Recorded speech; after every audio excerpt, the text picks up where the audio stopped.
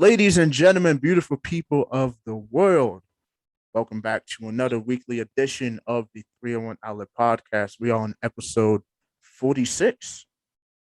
We're rolling, we're doing great things, we're making changes, and we're turning heads. Today, we got another loud, packed, and awesome episode for you this week. We have the usual four me, Darien, Evan, and Mark, and we have two guests here right now. Longtime friend of the pod, Reem, and the boy, the man, Mr. Motivator, Mr. Stand Up Yo, and Make You Jump, Mr. what's D up? Man back in the building. How y'all doing today? Good, good, good. Doing fantastic out here. That's great to see. Great to see the brothers doing well. How are Um, you? How are you? I'm good, man. I'm awesome. I'm great. I'm happy that you guys are here. Appreciate you guys for hopping on the pod. No Always. problem, no problem. Always glad to hear the help. Of course, appreciate that, man. But all right, so we're just gonna start with the obvious, the thing that's basically breaking the news right now. This Astroworld concert that happened and the craziness that went down on that. We're gonna go in a little bit of order. I'm gonna go last because, like I said, I don't really have a stand out this sec. I don't want to say something that's gonna be copy repeat. So what I'm gonna do, I'm gonna say an order. So it's gonna be Darien, D Man, Kareem, Evan, and Mark. So go ahead. Honestly, I'm like you. I don't really have a take on it. I feel like there's a lot of things, like there's a lot of reasons why this happened. I don't want to just like everyone's really trying to put the blame on Travis, which at the end of the day, I kind of understand because it was his festival. But at the same time, like, I mean, how often do you have a festival or a situation like this? No matter how rowdy you, even if you know how rowdy these fans can get, Mm-hmm. and how often does it go to shit? You know, and I understand you do have to prepare for the worst. But from what I'm hearing is that they had like 750 plus officers there, which if you really think about it, that sounds like more than enough to, you know, to handle something like that. That and then there was rumors saying that he had oversold tickets on purpose. That was false. People like just the breaking down of the gates, like I don't that really looked like something that if you was to replay this festival 1,000 times, it'll probably only happen once. And this was that one time. And it's sad because multiple people died and like it's not like adults like us, like these are young kids ranging from like 10 to wherever, like teenagers, like people who still have their lives ahead of them. And like I said, some of it needs to go to Travis because I feel like there was like this wasn't much he could have done in that moment. People are talking about him how he didn't stop the concert, you know, to help out, a fan that was dying. He did. Did he did he handle it in the way that he should have? No. You know, so he's facing multiple lawsuits as he should. And it's just sad. And shame on the people who was sitting there, and I hope this isn't true, was sitting there like stabbing people with needles with fucking drugs with fentanyl in them. Like, come on, bro. It's a shame. I don't really know what to say about it in just the sense that it's just sad. And it is an anomaly of a situation. And just thoughts and prayers to everyone. For sure, man. Alrighty. Next person can go up. Yo, All right, I'm what's up, coming right everybody? back. I'm not next. I'm coming right back on my iPad. Got you, So just bro. know that's Yeah, man. What's up, everybody? It's pretty sad. I just want to start off by saying rest in peace to everybody who died, and my condolences to their families and everybody who was either traumatized or affected by that whole event. My prayers out. My prayers go out to them. I just feel like it's a very unfortunate situation that happened, and hopefully forthcoming people will be more attentive and alert and precautious when they're dealing with big venues with lots of people, and there'll be a better standard of organization. I just hope that from this situation henceforth, people just learn to be a little bit more careful, and they just take care of situations or handle stuff like this in a better manner. But it's really sad and it's unfortunate. That's pretty much all I have to say about that at the moment. You know what I'm saying? I've been hearing a lot of stories about it. I've been seeing it all over social media. I just feel bad for the people that were affected by it. For sure, man. It was truly a tragedy, man. It's crazy. Like you don't think that, you're going out to a super concert, because a lot of people love Travis Scott. Travis Scott's one of the more popular artists we have in recent memory. And you go there to, to support your local artist, support your favorite one, and then either you end up getting tragically hurt or you end up that's the last thing you ever do. It's crazy, man. It's really sad to see. But go ahead. Whoever is next can go ahead. Yeah, I think I'm up now. Yeah, you're now. It was you. Yeah. But anyways, on the unfortunate tragedy of the Astroworld concert, at the end of the day, a lot of people's gonna be liable and a lot of people gonna be sued. Not just Travis.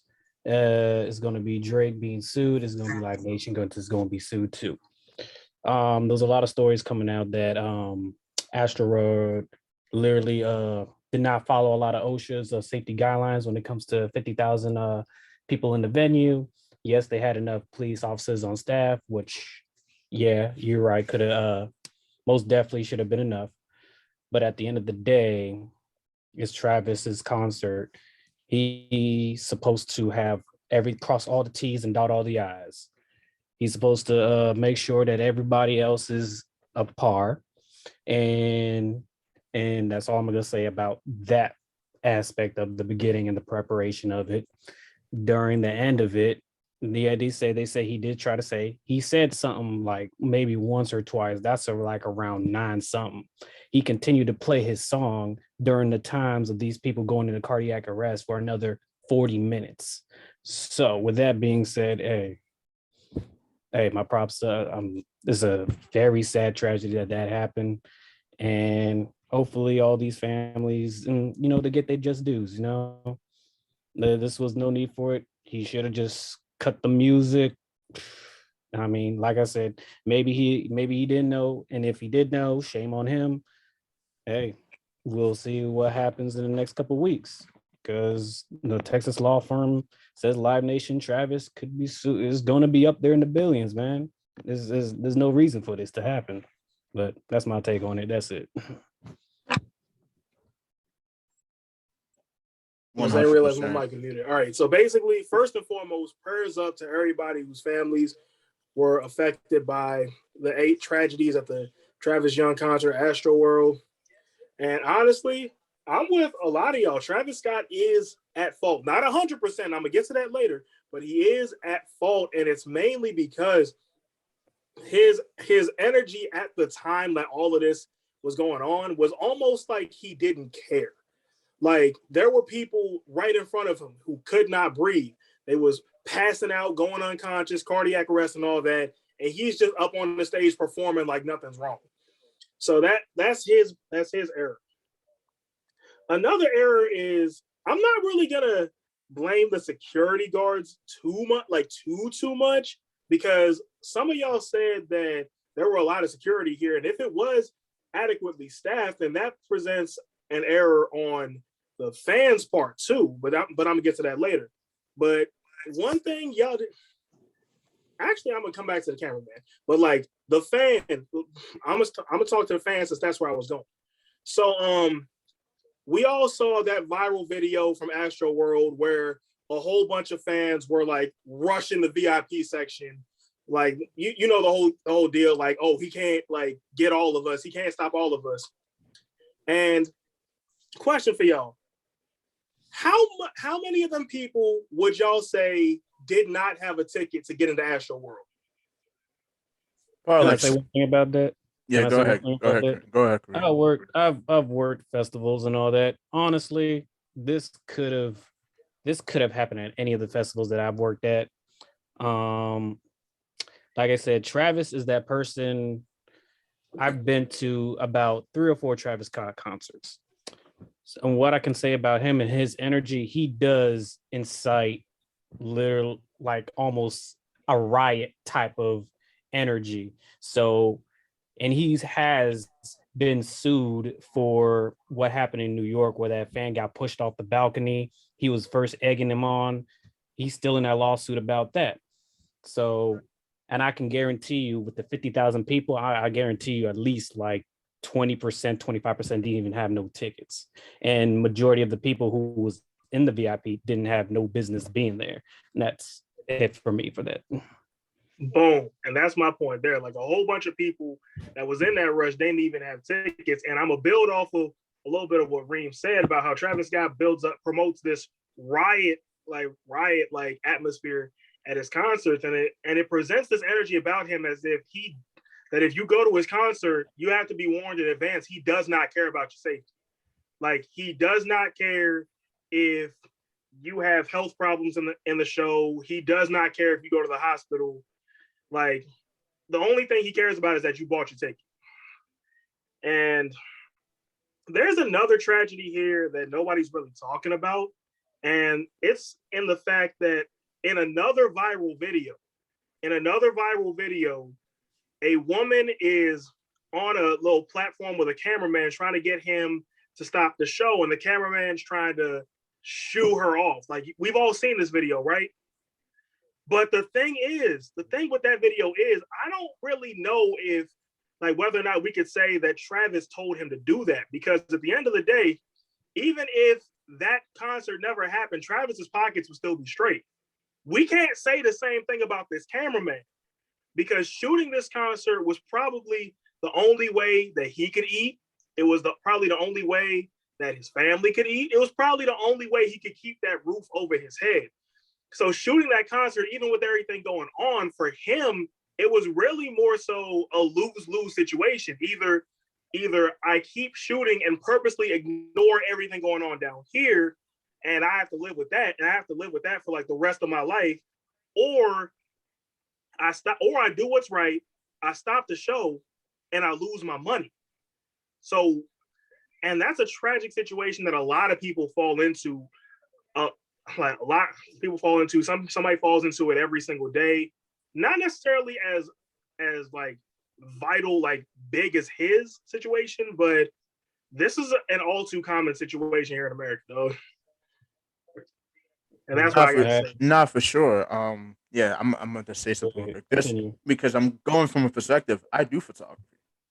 I do that. So coming from a cameraman's perspective, I completely agree with what Evan says, because a lot of the times when you go to gigs, I've been to gigs, not concerts per se, but I've done photography gigs for events, and not only do you have to stay the entire time to get paid, no matter what happens, you have to be at your post. You got to be doing what you got to do, because if you don't, you're most likely not going to get paid. Most gigs don't give you the money up front unless you have a personal relationship with them, or it's like something planned in advance and it's a completely professional thing. But personally, we live in the DMV where professionalism is not the best. Let's just be honest. A lot of people just be nasty. They have no etiquette. They have bad attitude, all types of things. Not even going to go into that, just bringing that up as a point. So Evan brought up a very, very interesting point there. And I agree with most part, but there are some situations where you have to take in accordance where lives are being at stake, morals matter more. I'm not saying that the cameraman was wrong in what he did. it's just like you have to say every situation with a grain of salt and face it as it is. I mean, absolutely, morals over money. But at the same time, though, when you're in that split second situation where that he's in, like that he was in, and you got to make that call like at the drop of a hat, like in a fraction of a second, it's not really that easy to take morality. It's really not that easy because you're in a like survival type mindset, and you think that just like you said, Sanfa, if I stop this show, I don't get paid, and if I don't get paid, I don't eat tonight. So like that's not exactly the easiest thing to just like brush off, you know? Yeah. It's not an easy decision open because a lot of the times it's funny how we live in this society, right? Where a lot of people they say, "Oh, I do this in this situation, and I'll do that in that situation," but you don't understand, man. When that split second where you gotta make a decision, this is not a video game. We get the chance to contemplate every. No, sometimes you literally have to make a choice right there and then, and you're just gonna go with your instinct. You're just gonna go whatever the first thing that come to mind. You're not gonna think or delegate. No, you're gonna be like, okay, boom, this is what I'm doing. So I'm gonna add to that real quick. I agree with on the cameraman situation. So at festivals, that's not just that one camera guy.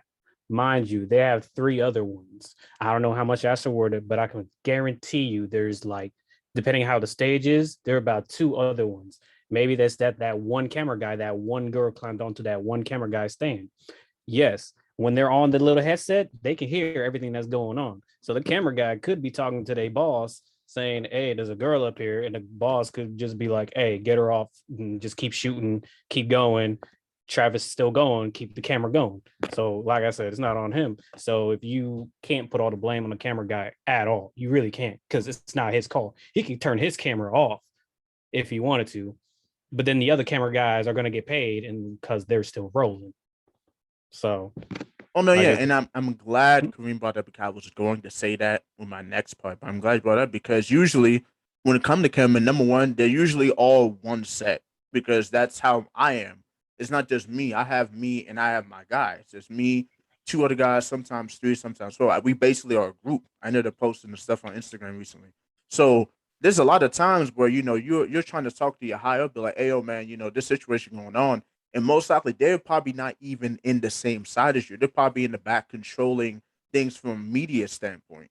So they're like, "Well, you gotta keep going, but you want to get paid, right? You're not getting paid for a halfway job. That's just how it is. That's just the business of how it is. It's cutthroat. It sounds bad. It sounds horrible, but reality is reality. It's the industry, man. It's That's the industry. That's how it is. That's just how it is. And honestly, and like I said, this whole Travis thing, like, it was coming, because if y'all ever kept up with Travis for the past couple of years, there was a time where he left his old manager who was having a seizure in the basement of LA. I heard about that.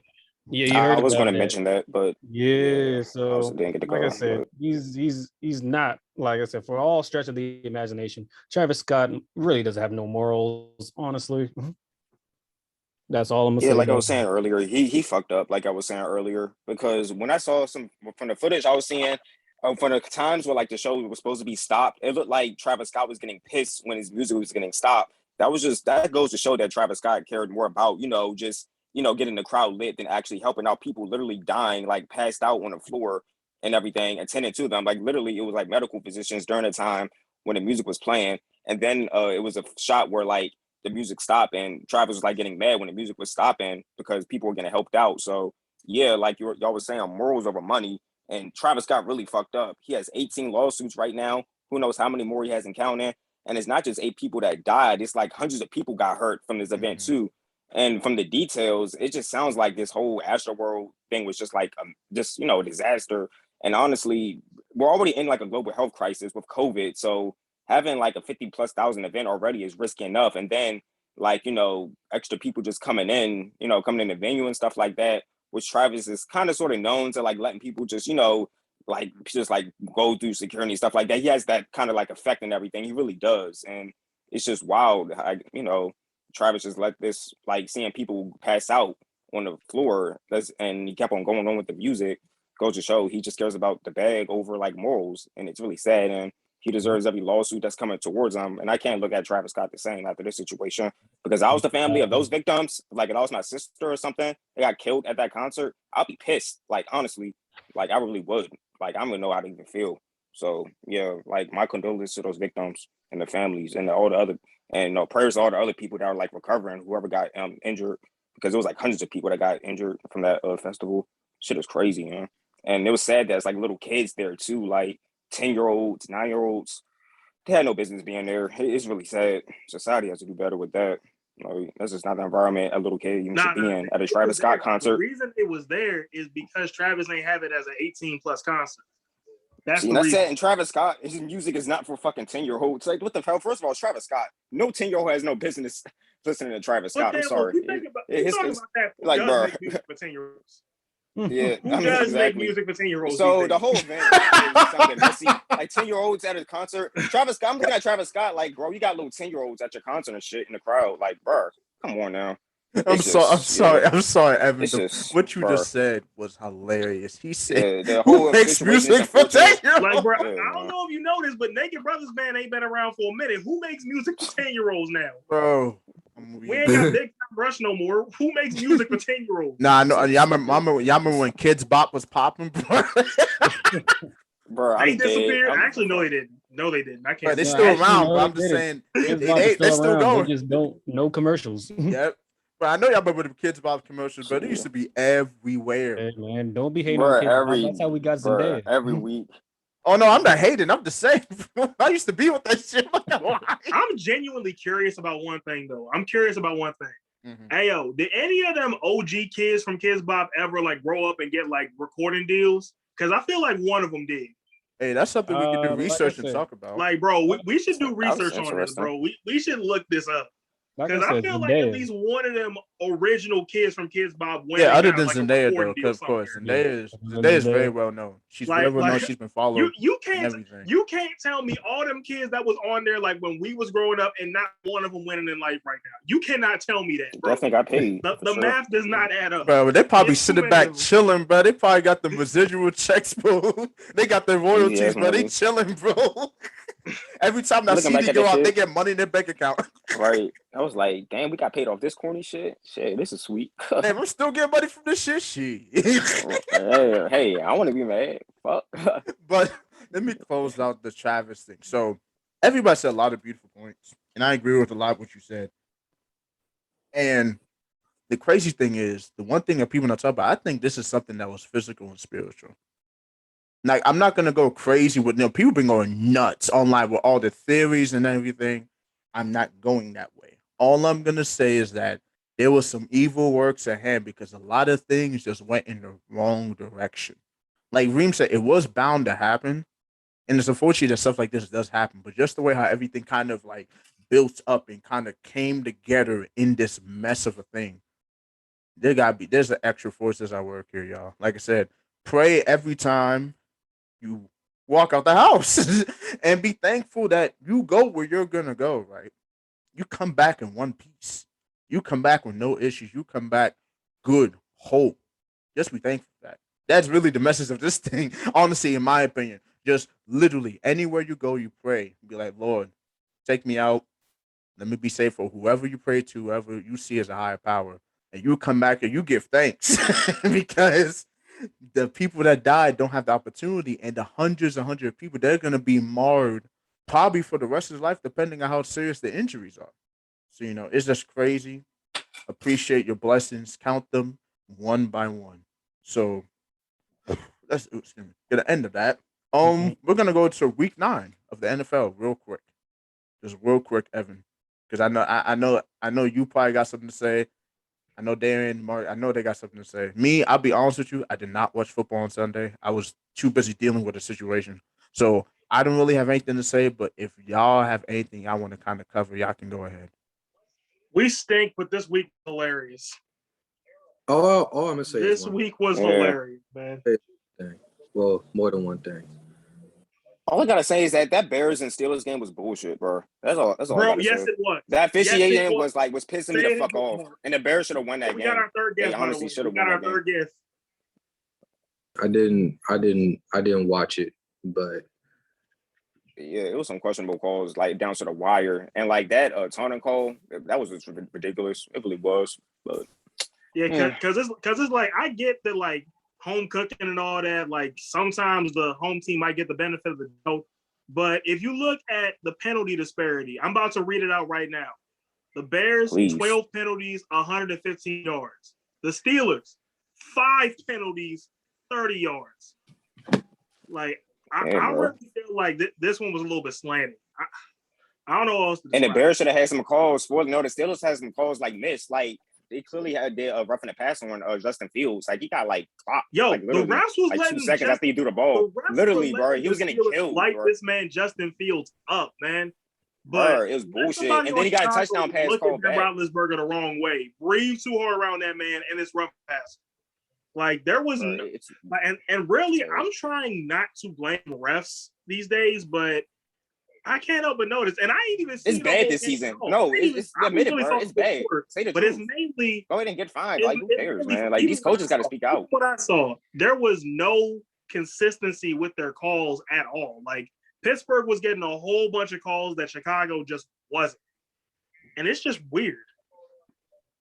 Yeah, exactly, bro. You're gonna call a taunting call after that sack, but you're not gonna call roughing the pass on Justin Fields. Like, come on, bro. It's bullshit. Like, that game could have gone like a lot of like different ways. And then you're gonna take away a touchdown pass where technically that wasn't a penalty, like a penalty. He was like just outside the box area or whatever, that tight end. It was some dumb penalty or something like that. But yeah, he got a whole touchdown pass called back. So it was just crazy. Like, I don't know. All I'm gonna say is we got the punch in the mouth. And that we never deserved it. We gonna come back. We gonna that Falcon ass. That's all I gotta say. Because this was a wild ass weekend.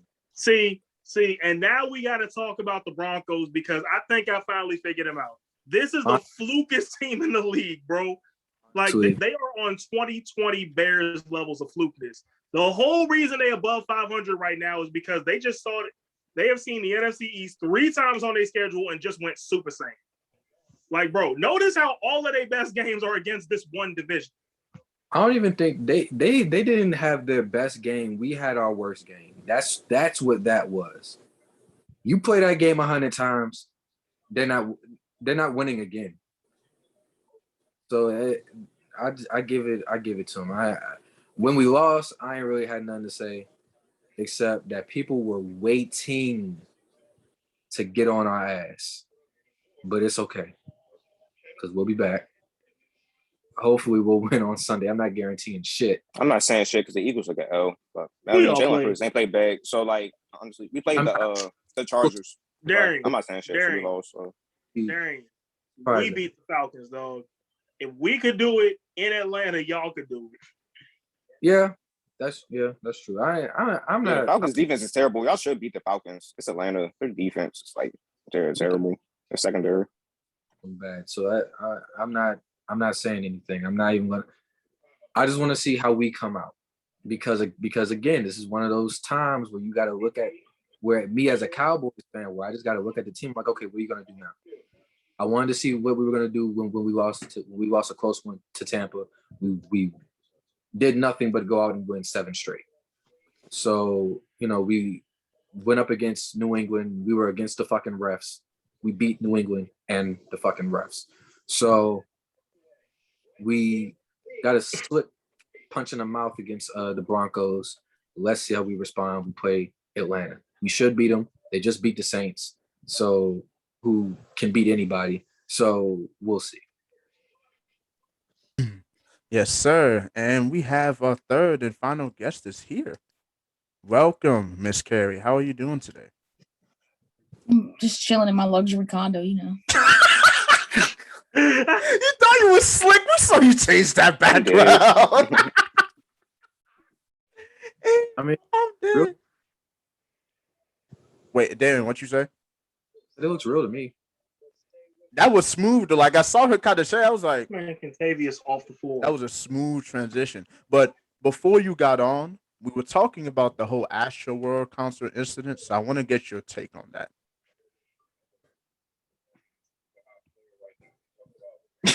She did the face. She's like, that's heavy. I think Travis Scott is 1,010% responsible.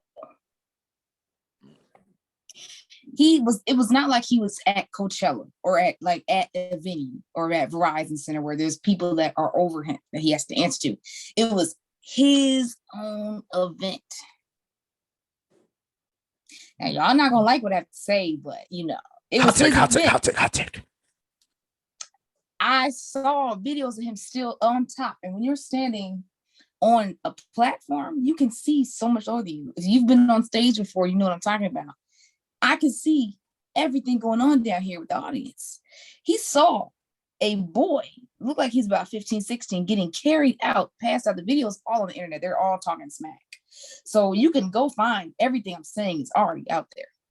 He also, the news just came out a couple hours ago that he was seen, and there's evidence that he actually went to an after party after knowing everything was going on, including the ambulance and all that. He's already getting a $1 million lawsuit with him and Drake. The lawsuits are rolling in. I think he's 1,010% responsible. How do you not know you're your own concert and your own security? Yeah, he also got dropped from a couple future festivals too. Mm-hmm. Yep, they did. They did remove his name. I saw that. So hey, that was great. Like I said, you said a lot of facts. I'm not even disagreeing with you. You said stuff that I didn't really think about. I don't understand. But here's the part where it's not a popular opinion. I just don't understand the hype with this Travis Scott man. He's not as talented to me. He's just not on the level of Beyonce. And I know y'all want to say Beyonce's overrated. No, she's not. He's not Michael Jackson. He's not even Migos. Who here was about to say that? Everybody who's about to say Beyonce overrated, raise your hands and then Sanfa kick him out. Kick him out. As a host. People love to say that, but I'm like, we don't need him on this episode. I don't get it. I'm knocking on him. When Travis Scott first came out, I snapped. I was one of the first few people that was really like, oh, I like this dude. He's cool. But I don't know. He's not, I want to piggyback. It's been some changes there. Piggyback off what Reem said earlier, because I just thought about it with what you just said. Travis Scott makes music for people that he makes riot music. Yeah, he makes ignorant music. Let's just like call mosh pit music. Literally, mosh pit music. He makes music that make people want to act stupid. This man said, "It ain't a mosh pit if there's no injuries." Yeah, he did say that in the song. So just take that. So just use that as you wish. So that's not a genre I like. So that's not for me. Right. But all right, y'all. Like I said, NFL talk, I enjoyed that. That was funny. But let's go to the whole Vax versus non-Vax thing. Now, before y'all get into it, because I can see, I could sense, I could smell the heat from here. This is the essence of the conversation. My smoke. So here's what I'm going to say. I'm going to set the argument. Basically, what I'm looking for. What is your stance on the whole Vax versus non-Vax thing? Do you think it's silly? Do you think it's important? And where do you stand and why? So again, I'm going to create the order. We have 7 people in this room. And I'm going to mix myself into 2. So this is how the order is going to go. It's going to go Mark, Evan, Kari, me, Kareem, Darien, and D-Man. That is the order. So, Mark, you were the first pick. I'm going to repeat this. Whose name is D&B Zebras? Hey, I'm dead. Keep that bar. Hey, yo. Zebra hang on his throne. Hey, yo. I'm dead. Hey, it's funny. Yeah, Joy makes me laugh every time I see her, bro. Oh my goodness. But yeah, go ahead, Mark. So, do you remember the criteria, or do I need to repeat it? Because that was funny. So basically, yeah, like what's our take on what I'm asking? Yeah, got you. What's the take? Where do you stand, and why?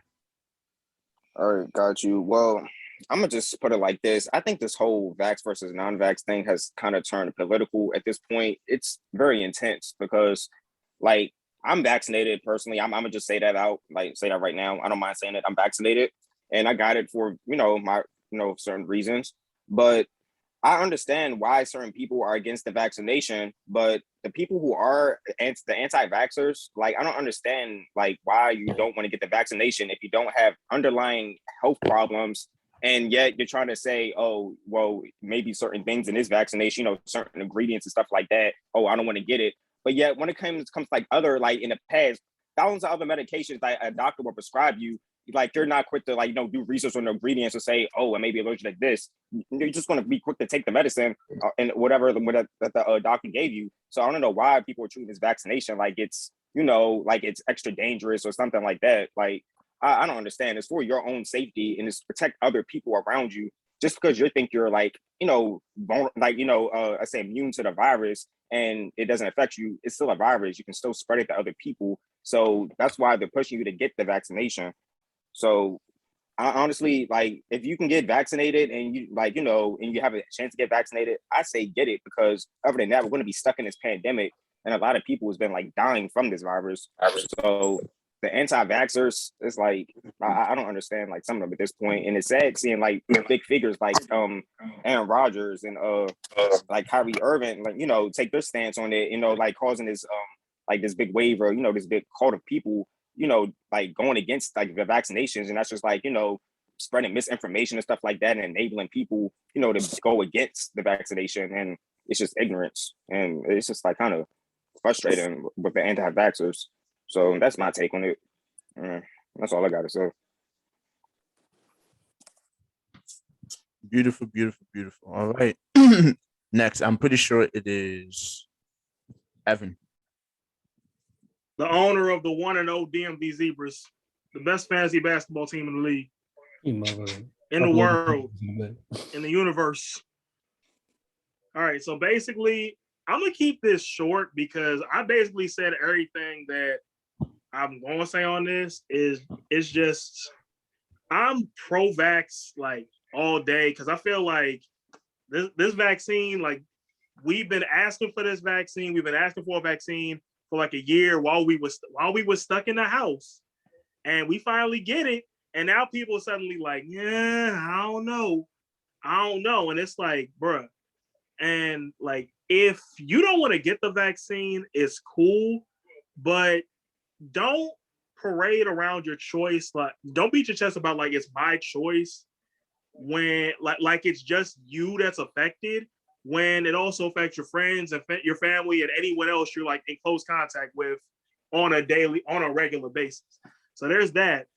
And also, I don't like how people are framing this whole like respect my decision thing when these same people are not willing to accept the consequences of these decisions. It's like, you don't want to get the shot, fine. But now suddenly you're mad when you can't go into restaurants. You can't get into sporting events. Like, and now it's harder to go into work, this, that, and the third.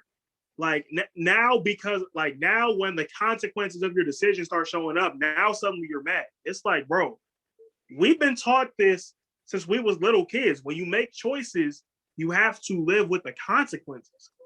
And if at any point you get tired of these consequences, guess what? Vaccines right there. Ain't even a long line at Six Flags no more. They give it a CVS, Minute Clinic. Like it's more widespread now. So that's what I gotta say.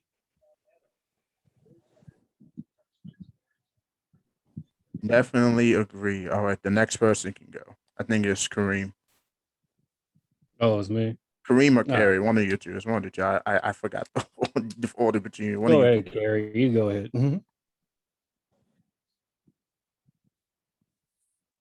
Mute yourself. Okay. I think everybody should have a choice. I mean, I don't know why are they forcing people to get the vax? Like, I mean, really, like, and look, I've done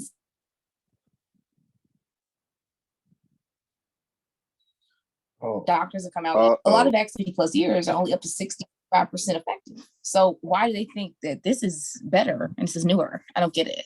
So I think if you want to get it, do what you want. But like, if it's your body, your choice, right? Why not just do what you need to do when you want. Because it's just interesting to be people pick and choose when it's right to do what you want to do. Everybody's got a right to their own body. Nobody can force anybody to do anything. Anything. Drugs, sex, anything, tattoos, alcohol. We throw that with drugs. Whatever it is. You can't force me. You can have an abortion if you want in 49 states.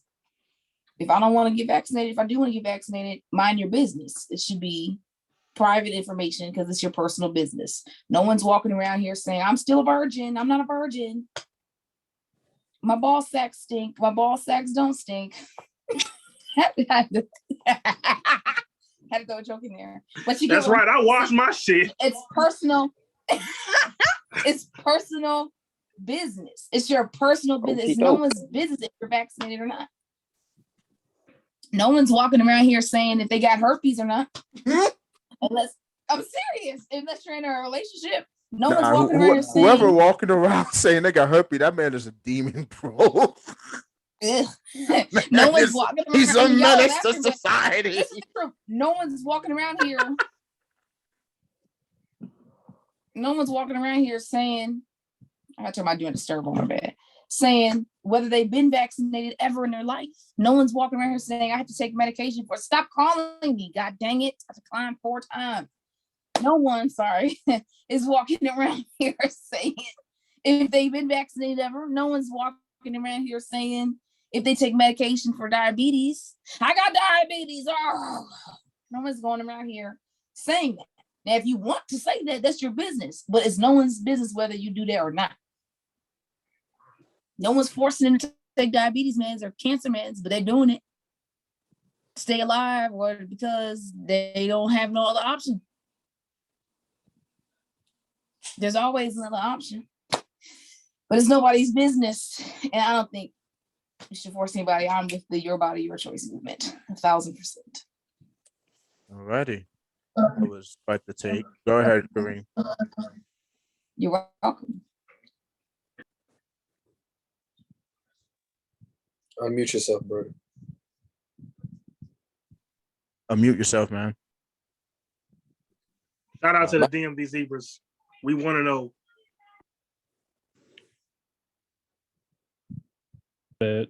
My bad. All right. So as I was saying, vaccines has been around. There's a whole rack of vaccines that we got administered ever since we was babies. So there ain't no difference to this COVID vaccine, what it is. Everybody's saying that, it was pretty much made within a year. I was like, yeah, you're right. But that's also because, we've had the technology to do it for 80 plus years. So what do you think medical community been doing? Sitting on their asses? What do you think technology's been doing moving forward? How do you think we get the MacBook so quickly? It's because of science, right? We can only be on this video call because of science. We trust the computers, right? Anti-vaxxers love to trust their computers, their vehicles, right? We wouldn't have none of that because of science. My thing is just get vaccinated so you can help us get out of this freaking mess, man. And that's pretty much my take. I ain't gonna say much on it anymore. I'm done. We act like vaccines are a whole new concept. We've been doing this since the 1790s, yo. We've been doing this since the 1790s.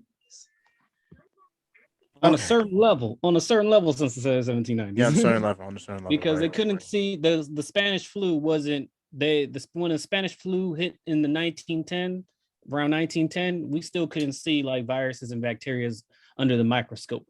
Right. But at the same time, we still as a human race got rid of it. Why? Because we all wore a mask and we social distance. Fun fact about the Spanish flu, it was actually started in the United States. A lot of people don't know that. Yeah. You'd be surprised. Yeah. People don't know that. But the name after something that never mind. Yeah. It was named after because the Spanish king caught it and he was like the big like poster boy that died from it. Mm-hmm. That's why the Western civilization, hence the United States, wanted to call it the Spanish flu instead of the United States flu. So anything to take the blame off of them. But Anyway, I'm gonna go a different way because, like I said, I don't want to sound redundant. Um, I'm all about the, you pick and choose, but I'm also with Reem. Is just like we're at the point now where it's like, come on, y'all. We actually, like Evan said, I'm kind of rounding a lot of points. Like Evan said, we asked for the vaccine. They made the vaccine. Yes, it was a little fast than probably people expected, but just like Reem said again, technology has advanced, science has advanced, science is ever evolving. Jesus Christ, I couldn't say that. Ever evolving. There we go. That's what I want to say. It's ever evolving, it's ever changing, it's ever expanding. It's why all this new technology that we're gonna see within the next few years is about to come out because evolution is just something that never stops. And I'm just gonna go with the point of we live in a very selfish country. Americans are selfish because compare how COVID has gone with us to other parts of the world. Other parts of the world, people are willing to make the sacrifices. People are willing to do whatever it takes to handle COVID. People weren't fighting back the system. So, oh yeah, I'm going to do what I want, and you have to like the taste of it, and you have to accept it. Yeah, it's my body, my choice. Of course, I accept that. But in a pandemic where millions of lives have been at stake, people have died, people have been altered for life. It's like you have to think of the entire conglomerate before you think of yourself. We live in a very selfish country. 2020 proved that because people was out here just doing all types of wild, crazy stuff. When if we all had just committed to just saying, okay, we're gonna follow these three guidelines, or we're gonna follow the same agenda to stop COVID. No, everybody want to bring their own 2 cents, want to say, oh, let's do this and do that, and want to bring like 17, 18 different variables and talking 5, 6 syllable words about stuff that they don't even know about. So the reason why COVID is the way it is because, like I said, we live in a country where people think about themselves more than everybody else. It's all about me, what I do, my life, blah, blah, blah. They don't really think about the people that surround them. So, and I had a conversation with somebody today. Shout out Nashar. I saw her earlier. Um, we was talking about how really are we gonna get out of this? Is COVID just going to be a part? I'm not going to give you an answer. I'm just going to end with this question. Is COVID now just going to be part of the American life? Is just this something we're just going to have to deal with for the foreseeable future? Or will we really actually get a handle on these things and stop the misreporting, stop the false information, stop the nonsense delegation, stop all these things, stop focusing on all these other narratives, just stop the nonsense and simply say this is very simple. How are we going to tackle this? And let's take the steps to do it. So that's how I'm gonna. Yes, sir. Oh yeah, Sanfa. This is just throwing it out there.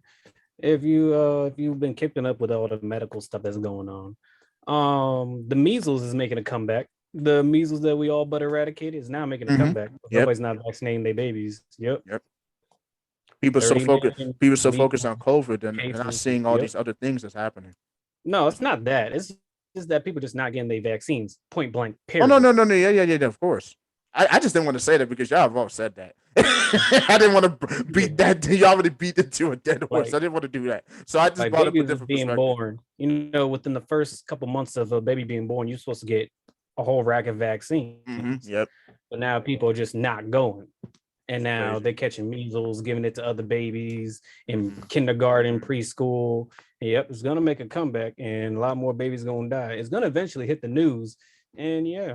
So the anti-vaxxers is really bringing back old That's diseases we all sad. but eradicate. It's actually Wow. crazy. But What the fuck? Darien, I'm pretty sure you're next, and then we'll Yeah. end it off with D-Man. Yeah, I about to say D-Man was last. But basically, I guess we're all in agreement. Like, you choose what you want. I respect either decision. That is what it is. My problem is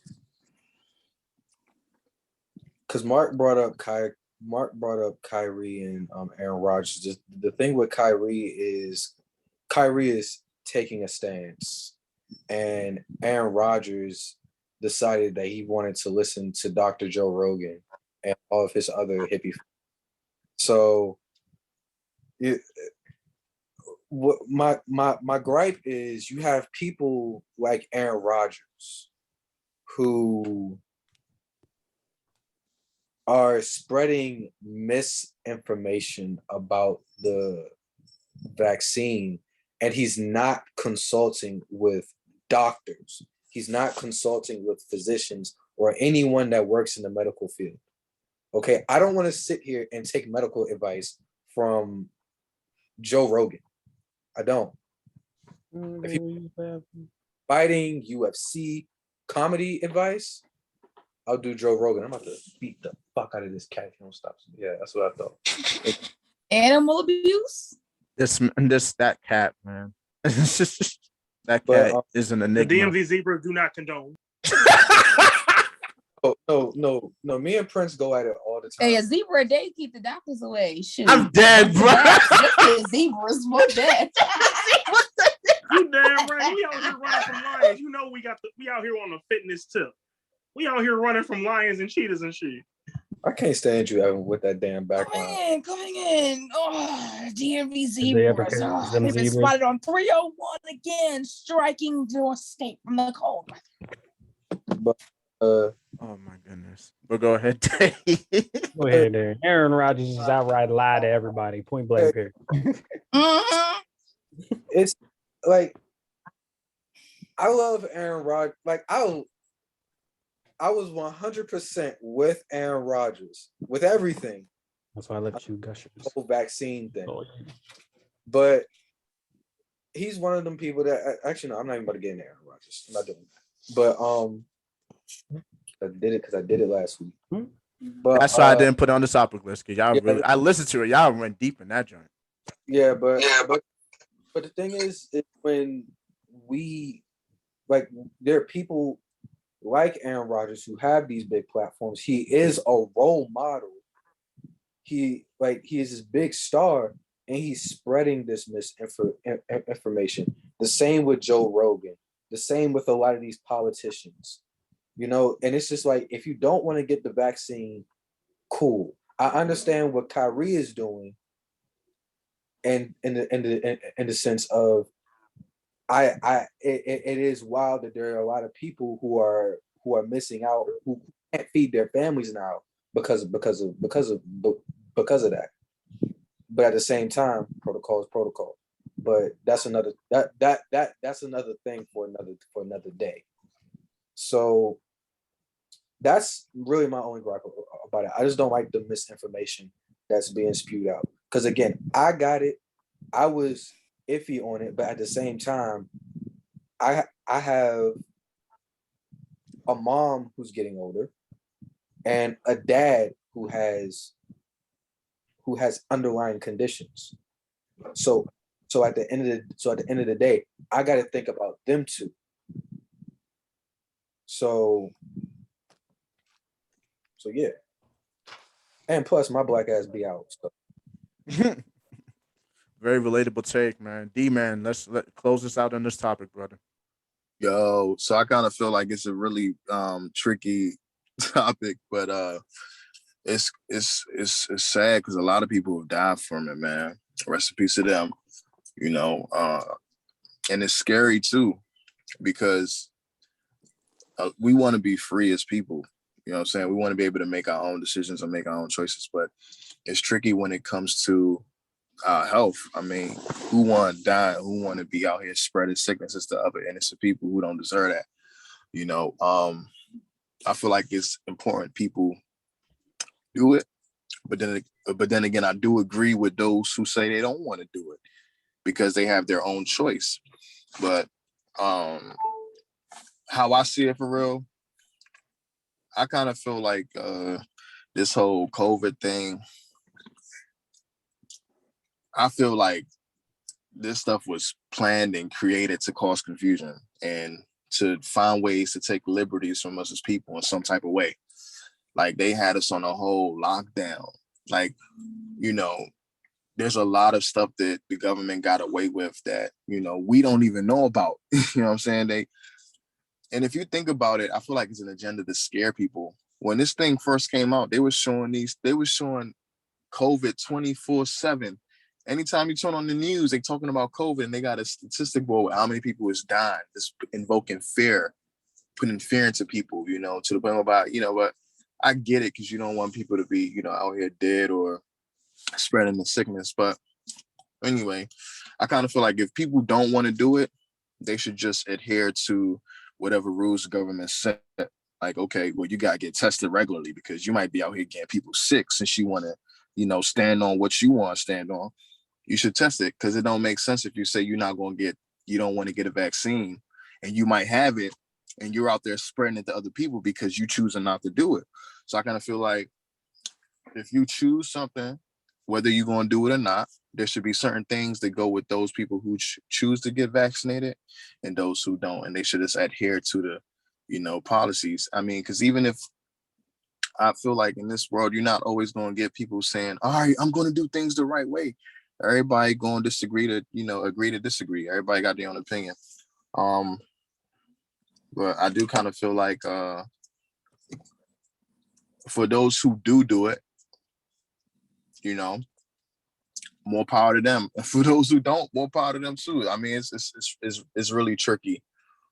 Also, it's scary too, because you see them making a vaccine, and there's people that are still suffering from it or still catching it right after they've taken a vaccine. And then you're hearing them say that, okay, well, we have different variants you're going to have to take now. So it's just like, why did you make me take these two? And there's still more. You're saying we got to take 2-3 more shots. You know what I'm saying? It's scary, but to me, I pray God take control. But I feel like everybody got their own opinion.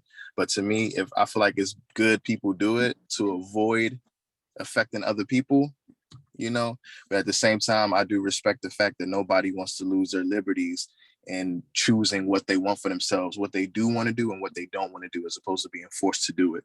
Because I feel like once the government learns how to manipulate ways whereby they can alter how you feel about something, then you lose your voice, and you just have to adhere to whatever you're told. So it's pretty tricky, but hopefully we figure it out. It is so crazy how this man, and like I said, I know Mark, Evan, and Darien, you caught it. The first half of what he said, we were literally saying this when we started the podcast.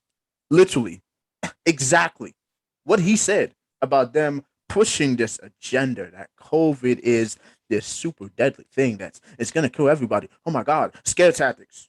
Bro, we literally started the podcast talking about that. Literally, the first episode was us talking about that.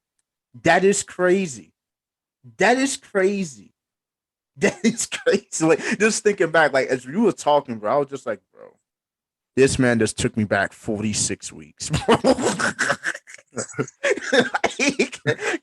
It's literally it's episode 46. We've been doing this for a minute. I was like, yo, this man literally is speaking what we were talking about. That nothing but facts. They were out here doing everything they can to set this narrative. And like I said, if you watch the news all the time, and I know my man D-Mail understand, he's African, he gets it. He knows how our people are. All they do is watch the news. That's the life. So I know he probably had family members that was tripping, losing their minds. He knew that was going crazy. Like, oh my God, like COVID is the deadliest thing that we've experienced. But like I said, we've come a long way. Where the only thing now is just how are we going to handle? How are we going to get out of this mess? Because we made a lot of progress, but at the same time, there's been a few steps taken back. So best we can do is pray for the best, hope for the best, because it's completely out of our hands at this point. It's all in the hands of the people that want to make things difficult. But I don't really care about if you get vaccinated. I got vaccinated for a personal reason. I got vaccinated for my job, because for my job, I travel between different states. I travel to Virginia, West Virginia, and Pennsylvania for work. So I need the vaccine because I'm going to be going to different states. I need it for protection. I'm not relying on say, oh, I'm not going to catch COVID, but I took it in terms of let me do whatever means necessary to prevent it. Because just like Darien, I'm in a similar place. My dad is 73 years old. Like, come on now. My dad is the key group of this thing effect, and he's already immunity deficient. So that, and my mom has issues as well. So I always have to think about them when I step out the house. And it's not like I have siblings. It's only me. It's only me and my people. So it's like every time I step out, I have to make sure that I'm good. I got to be double thinking, making sure I have my mask, making sure I keep my distance, making sure I'm washing my hands, all that stuff. So pray, do the best you can, and that's really all we can do when it comes to this vaccine stuff. But Yeah. Hey, bro, can I piggyback off you real quick? Like, yeah, sure. If Go ahead. if you even think about it, man, it's just like, where did this come from? I mean, you hearing them say, oh, it came from Wuhan or wherever, and it's probably the way they eat or what they eat, but people been eating like that for years. You know what I'm saying? So what made 2021 so special? Deep down inside, I feel like there's something they created to turn the world to what it's turning to now. Technology is taking over division. You know, when people are like this, when people are separated, it's easy to penetrate them. When we're like this, it's hard to get through because we're together. Nowadays, this thing has made us more divided than ever. This is the most divided I've ever seen the world. You walk by, so like when this thing was happening, I would go and jog and walk down the street, and people, they would act like they want to jump into the road when they see me walking on the block. You know what I mean? Like, damn, like, no, I know what you mean, bro. I got COVID crazy on my face. Is COVID on my face or something? Damn, you know what I'm saying? Like, what's going? Shoot, they almost had me backing up for myself. You know what I'm saying? But it's deep, man. But hopefully, like you said, I hope we just figure it out. But I definitely don't think that it just happened. I mean, then like even with if we gonna get biblical and stuff, like a day is like 1,000 years to the Lord. So none of this stuff is new to us. But if it wasn't meant to happen, bro, it wouldn't have happened. But it's happened, and we're here now. So you know what I'm saying, it is what it is. And just to finish your point, we're all living for a reason. We're all good for a reason. We all have a purpose that we've not fulfilled yet. So we just got to keep pushing forward. And no matter what happens, just have that faith that, listen, this could have took my life. I could have been one of the people that's a statistic, but I'm here breathing. I'm good. I'm in good health. I'm going to keep going forward because you're around for a reason. There's a reason why you're still pushing. So I didn't want to preach there. D-Man, no, I could be a little bit of a preacher, but I didn't want to go there. I just brought that up as a little bit. So let's go ahead to some breaking news we just heard. Darien, do you want to drop it? NBA news. Because you're the one that posted in the chat. Yeah. All right. Ready. Klay Thompson will be back as soon as December 20th from his Achilles surgery. It's lit, man. Good to see Klay back, man. Haven't seen him play in over 2 years. It's crazy. It's going to be good to get him back. And it's like, even though I'm not expecting Klay at full health, because that'd be a lot to ask in this short of a time frame, just think about it. The Warriors are already, 9-1, 10-1? Mm-hmm. Warriors is killing it. That much better. Y'all, this team is scary. No, for real, the Splash Brothers are back. This team is very scary. Bro, didn't we call the Warriors being, if they start off strong, they were going to be a top 4 seed? They might be the number 1 seed. I think they are the number 1 seed right now. Yeah. I'm still okay. But yeah, like, man, like I said, Warriors, look out for them, man. They about to kill it. But we were having an interesting conversation before the pod. We were talking about, we were talking about what, the Celtics. Who else we were talking about? We were talking about just a few teams and how we were talking about the Celtics, the Hawks, and we were talking about like the rookie rate. Like Okay, yeah. There we go. We were talking about the rookie race. Yes, we were. So basically, Cade Cunningham is just starting to get in the stride. He was injured. He started the season a little bit late, but he's doing good and doing his thing. Jalen Green has just been oozing with potential. Like, this man's athleticism is insanity, bro. Like, this man is touching the top of backboards. This man is catching one arm passes with the basketball. Like, he's on the football field and he's a wideout, bro. Like, it is ridiculous. This man's bounce, this man's jump, this man's athleticism, this man's speed, insanity, bro. Like, he's going to be a problem. Once he develops and he gets it to where it needs to be, he's going to be a issue, bro. And then we have Evan Mobley, Evan's twin, man, killing it in Cleveland. See, that's the thing about this race for Rookie of the Year. Mm-hmm. This year, it ain't just two people. It ain't just the top 2 draft picks. Mm-hmm. Like, you also got Evan Mobley. I'm watching the Wizards-Cavs game now. Cleveland's up 49-44 at halftime. Evan Mobley is the Cavs' leading scorer. He has 11 points. And then you also got Scotty Barnes in Toronto. Like, that man has been a shutdown defender on defense, and he's been really good in transition, too. Like, another good rookie. Player, yeah, go ahead. My bad. I didn't mean to cut you off. and like, he really came to the Raptors at the perfect time because they're transitioning out of the Kyle Lowry era. So now Scotty Barnes steps in, and now it's his team. Mm-hmm. His team right off the jump. He got the keys to the kingdom. I'm gonna say one more thing. I'm gonna let Davion go. Another rookie that's been impressive is a rookie that we did kind of clown, Chris Duarte on the Pacers. He's been killing it, man. He has.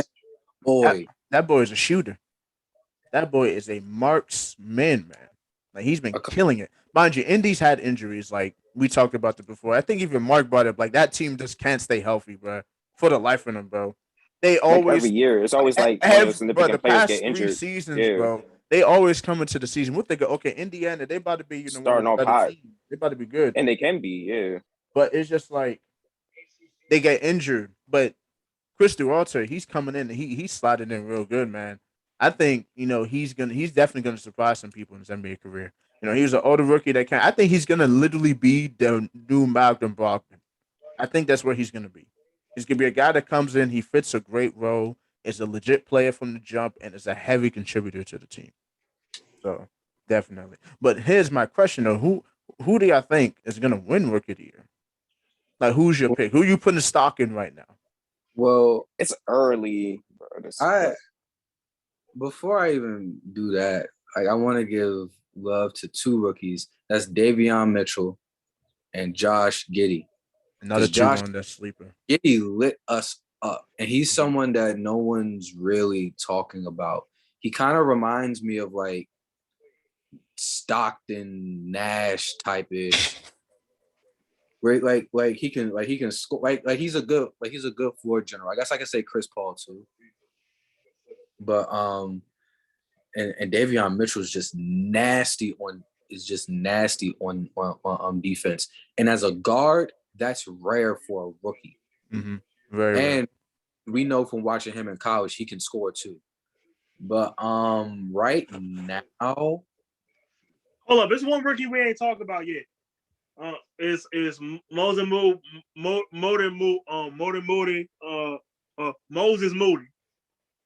Oh, I was like, who the hell are you saying?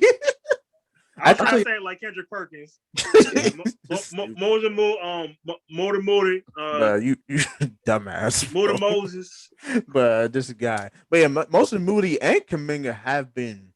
They've been showing promise, man. They're definitely intriguing. Like, I like how with this class that just came in, it's not only you see the clear cut there's talent, but you also see there's a lot of potential for players to produce. This draft, I can see this draft class being a bit deep, man.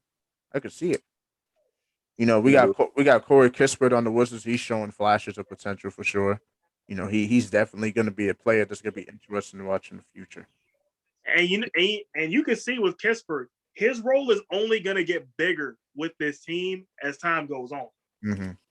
Well, what are they going to do when Rui comes back? Because he should be back in the next couple weeks. I feel like Rui's going to start off on the bench, and then if one of the forwards starts slipping up, like Kuz or KCP, then Rui slides in and takes their spot to start. But he's going to start out on the bench too. And at first he's going to be on the back of the bench. Then he's going to get more minutes and more minutes. And I feel like it's going to be like a slow, steady escalation. Because when you think about it, we're not in any rush to bring him back. I mean, like we're 7-3. We're holding our own in the East. So it's like we're not. It's not like we're hitting the panic button. Like, oh, Rui needs to come back right now, or else the season's over. Like, we can afford to just take our time with this. And Evan, we talked about so before Darien goes. Me and you talked privately about what are the Wizards going to do when Thomas Bryant comes back? I feel like Thomas Bryant is eventually going to get traded, but it's just like you can't trade. You're definitely not trading Montrez after the season. what No. he's doing. You're not trading him. No. You're not trading Gafford. You're not trading those two. Not trading Well, Kuzma either. you shouldn't trade Bryant either because what size outside of Gafford do you have? I mean, that's true though. Like, I'm Anyway. not even saying there should be a trade, because the thing is, if they're able to make it work, because think about it, this is our big rotation. Like when we're fully healthy, it'll be Montrez, Gafford, Thomas And Bryant. Thomas. And then at 4, you have Rui, and then you have Kuz that can play the 3 and the 4. So it's kind of one of I those. didn't even see Kuzma play 5 in spurts. So like they've even run a super small ball when he's the 5. So it's like, I don't know how they're gonna fit all those pieces together, because the thing is, yeah, like it's like who you're gonna start. Like basically, the only way I see the Wizards making it work is if they're having particular lineups with particular teams. Where okay, if they need to go big, they'll put TB in with Gafford, because those two are basically the type of bigs where they truly are size right there. Because Montrez doesn't have size. Montrez really is basically a small forward per rating as a 5. Like he's in that Draymond category. He plays the 5 because of his physicality. Yeah, he plays the 5 because he plays bigger than his size. He's in that Draymond class where basically naturally you would have put him at the 5 position, but because he plays so physical and plays like 4 inches taller than he really is, it's like you put him there for that physicality. And Montrez is the type of player, when he's motivated, he's a good player. I think even after we talked about it too, when he's motivated and you put him in the right system where he feels like he's an important player, he's definitely an impact player. But I already know when we face teams that have size, we're going to struggle. We've struggled against teams with size. Yeah, and that's why I'm like, when you go up in the playoffs, you got to face a Philly or in Atlanta or Milwaukee, right? Shit, even Brooklyn. Yeah. What are you gonna do? Because Harold, let's just be real, Harold can't guard Embiid. He can't. That's right. I mean, he can. That's a weird matchup, honestly. I see him holding his own against what's his face, Capella and Collins and Mitch and Mitchell Robb and hell, even Bucci. Mm-hmm. But at the same, but it's just like you need to match size for size when you get into the playoffs. But back to the rookies, I think it's really too early to make any type Agreed. of at this point, and I'm just going to enjoy what I'm seeing, because I'm gonna be real with you. I don't know if the Wizards can hold this type of play up. I think they're a playoff team, but you want to tell me that they're top 4? I'm gonna look at you and I'm gonna laugh, because let's not act like Milwaukee's gonna struggle like how they're struggling right now. Let's not act like Brooklyn's not going to dominate once they get it figured out, and then you have Miami and Chicago. So I just don't see it. And then especially in the West, like, do you really think the Lakers are going to struggle like how they've been struggling for the beginning of the season? I think not. So, I have a very interesting take about what you just said. I'm gonna just bounce off that. The Wizards, I said, they'll be the 5th, 6th seed. You did. Yeah, literally 5th or 6th seed. And I think they're gonna play to that. I think right now they're just starting off very good because they're hot. They got the chemistry. They got the proper coach. Like, I just like Wes Unseld, not just his plays online. I just like the confidence and the competitiveness he instills in the team. He makes them boys work. Like, we haven't really had a game where we kind of just let the game get out of hand. We fought all the way to basically the end, even if we were going to lose. And I like that. We didn't have that last year. We had a lot of times where basically Brad Bill had to play hero ball. And then basically, if he didn't drop damn near 40, 50, 60, and even times he dropped damn near 60 and we lost the game. So it's like, oh, it was basically Bill hero ball and no defense.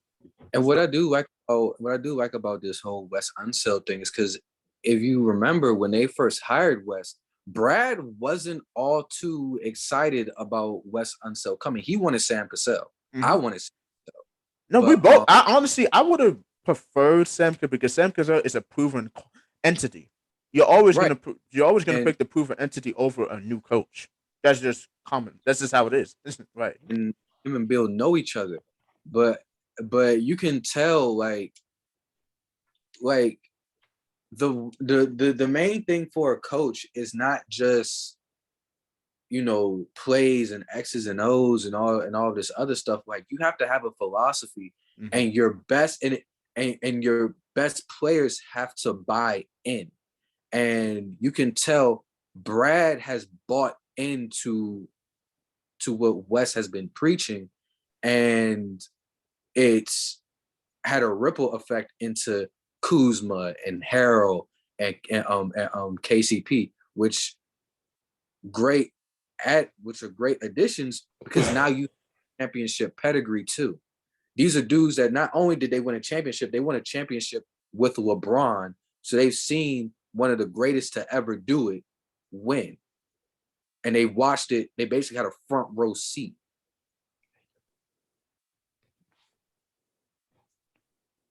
Speaking of Brad, this man is 0 for 9 from the field right now. We're down by 10. Who y'all playing? Like, who y'all playing? We playing Cleveland. Cleveland. Oh, dang. Cleveland. Anyways, y'all, I gotta hop off. I got a game in 50 minutes. Man, it's been good having you on this podcast, Kareem. Yeah, man. You got to come back. You got to come back, man. I'll be back. Just let me know. Wednesdays, I got games. Depending on the time, I'll let y'all know. As always, peace. All right. Cool. You should have shot that. Damn.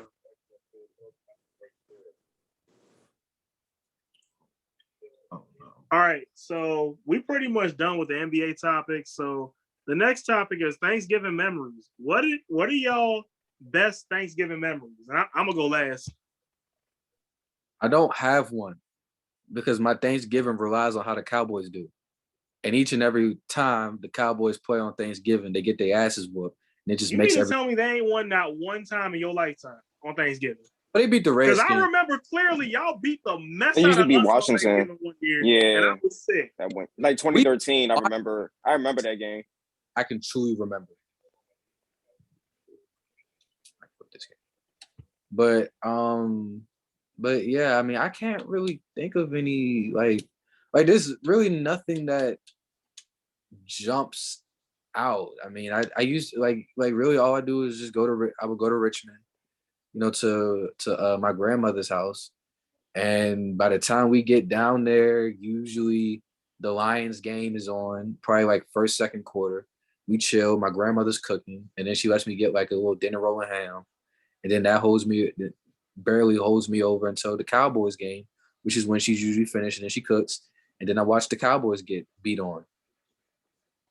Yeah, honestly, I really don't have really too many special, particular Thanksgiving memories besides, you know, spending a lot of time with my family in the past. A lot of times we used to spend time at my aunt's house for Thanksgiving. Used to have the game on, and sometimes my cousins would have, you know, be downstairs on the game and stuff like that. Used to be fun, like playing the game with them. And other times I'll spend Thanksgiving at my other aunt's house, all the family there at that spot. But before, usually Thanksgivings in the past, I would go at my grandmother's house like earlier in the day. Football would be on, but it'll just be like, you know, my grandmother's house be like the chill spot where it's just me and my sisters and my mom, you know, we're just there first, making sure my grandmother is good, making sure they have food, and my grandfather had food and stuff like that. And you know, and they were straight, and we were kind of like chill before there for like all the family. You know, we start seeing like everybody, like the other, you know, families and stuff like that. So, and sometimes I go over to my my dad's side of the family, so my aunt's house. She'll cook for us sometimes, have plates for us, but we won't actually like have dinner there. But she'll just like cook stuff for the side for us, and you know that's cool. We'll be loaded up in food though, and I do remember my one of my sisters. She was really good at making a good banana what's it called, a banana pudding or something like that, pie or something like that. I forgot the name of it, but yeah, that's the only thing I really have to say about Thanksgiving. Good food though. That's what I like about it, and the memories, and good dessert. Something I do want to add on is like the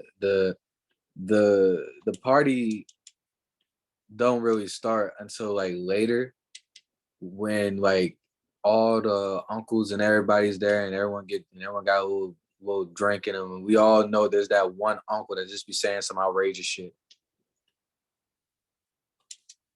Like he gotta have some like he has to have some like ridiculous take about something, and then it just starts a whole argument.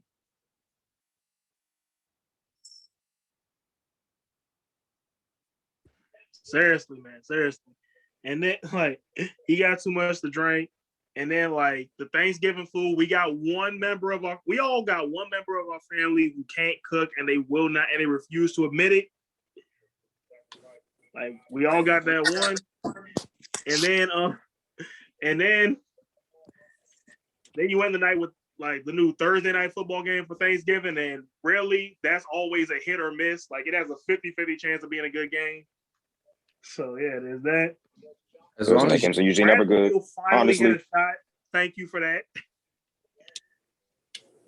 But oh yeah, so there's something that we forgot to talk about, which is something we was arguing about yesterday.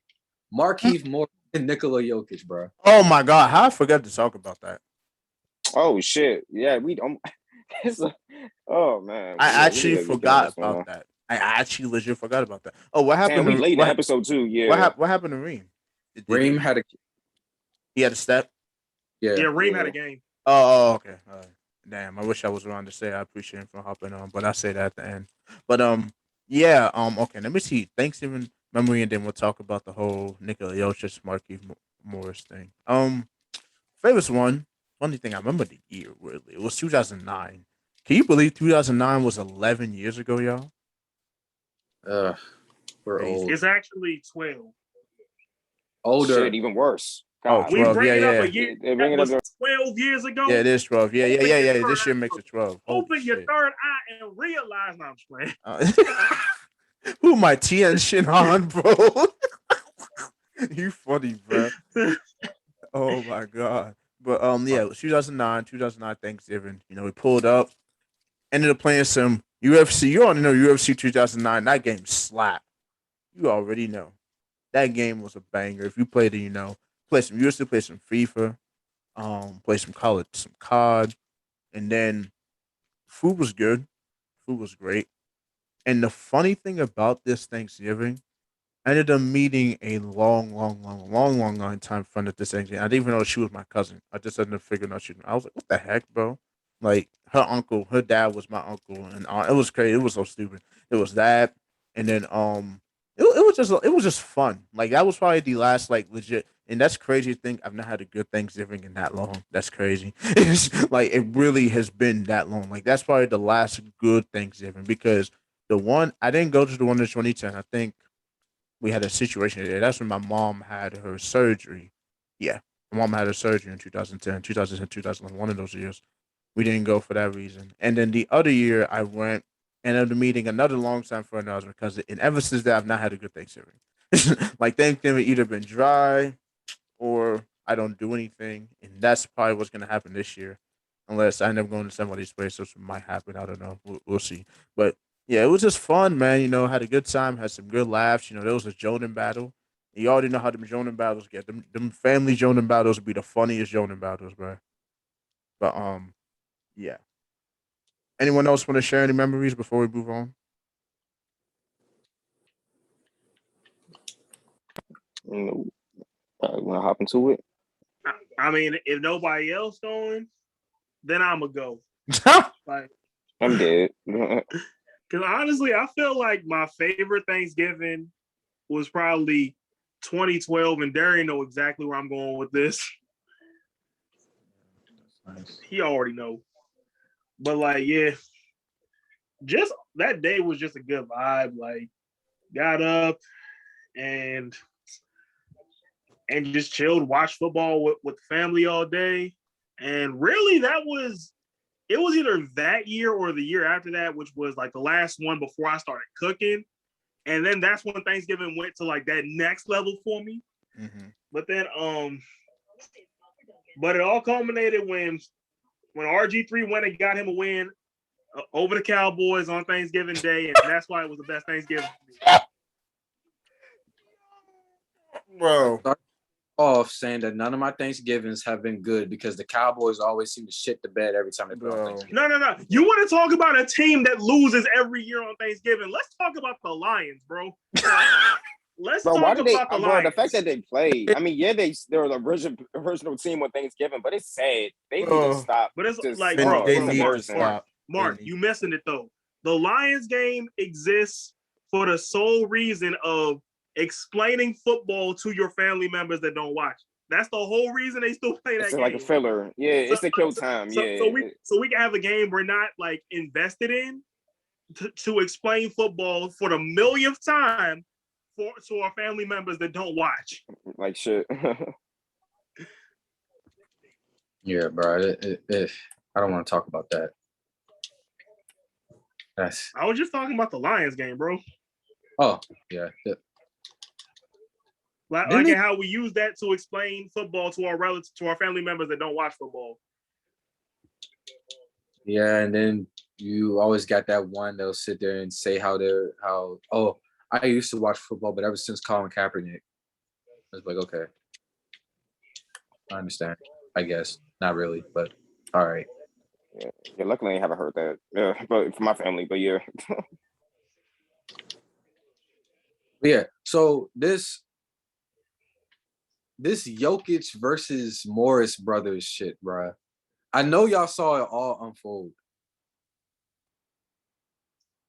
Like with all the Twitter bands. Bro, the NBA is reality TV, and I love it. Bro, I can't believe Twitter accounts were made like this. Bro, Jokic brothers really made fucking burner accounts. I'm gonna only say so much about what? the Jokic brothers because, truth be told, they scare me, dog. Yeah, I mean, but still, they scare me, and I do not want to pull up to Camp One. But the Morris brothers, they're Serbians. They're Serbians. I look at it like this, bro. I mean this in the most respectful way possible, but you cannot look me in the eye and tell me ain't none of them brothers ever wrestled a bear. Because I feel like one of them at one point in their life just squared up with a bear and they won that fight. I don't wrestle bear. I beat bear, take off his skin and burn that fur coat. But I was just playing GTA 4, bro. You're hilarious, bro. I was just playing that jersey literally yesterday, bro. Oh my god! Like, bro, you saying both sides? It's like Jokic and his brothers versus the Morris brothers. The Heat. Like, bro, what the fuck, bro? It's like, bro. The funny thing is, what makes that escalated into something different, though. What makes that shit so funny, bro? The whole Heat locker room was ready to scrap, and security said, "Nah, bro, not on my watch." Jimmy Butler was not rocking. He was about to go do a security guard. He got fined and everything. He was trying to fight through the security guard. Y'all know what that picture reminded me of? What? Y'all know what that picture reminded me of? What? Them times where you standing outside a club and security won't let you in. Yep. And security just will not let you and your man and talk about some geeking ass security. Talk about some react capacity. They talk about react capacity. I gotta talk. It's up to my manager. He lets people in. Back in the days where people used to actually go to, when I actually used to go to, I don't go to them places no more. That's the owner of the that's the host of the house party opening the door. You and your niggas. He's like, you got any bitches with you? Oh yeah, yes, I was just about to say that. Bro, back in the day, Darien knows he's been with me when this shit happened. Oh my god, bro. Used to real life go out and really be like, hey, bro, if you ain't got no shawties, bro, you're not getting in. You know how many duds of moves that we've been on? Literally. Especially the ones where they're supposedly meeting up with I'm just like, or if they do, no. Remember when we was with Travis and he was going on a date with some girl and she was the absolute worst? You talk about Sofani, right? I wasn't gonna say names, but yeah. Name dropped it. Woo! Right. I mean, she doesn't watch the pod. I would be surprised if she did. I don't talk to Shot. So, like, if it's people we know, of course, I'm not gonna drop. But it's a random person. I don't care about random people. But yeah, I know what you're talking about. I know exactly what you're talking about. I remember that blew me. I was like, bro. I was cracking up. Bro, that joke was funny. Like, I was like, oh my god, that was funny. Yeah, literally, like Darien said, there was too many dud moves because of dumb stuff like that. Not trying to go back to history because that joint. It's been so long, man. Those are bad. Those are mind you. Like I said, me and Darien always say this. We did not appreciate the old days enough. We did not. I did not. Yeah, we didn't. But it's all good though. It's all good. Everything It's all happens good. for It's a all reason. good. Be straight. But next topic. Hey, Let's but go ahead. back on the Marquise-Morris Oh, I thought we were done. and Jokic one, because Yeah, I thought we were done. I don't want to stay on really that too long. talk Honestly, about that, bro. get my take Yeah. on it. But Go ahead, bro. honestly, I feel like both of them wrong.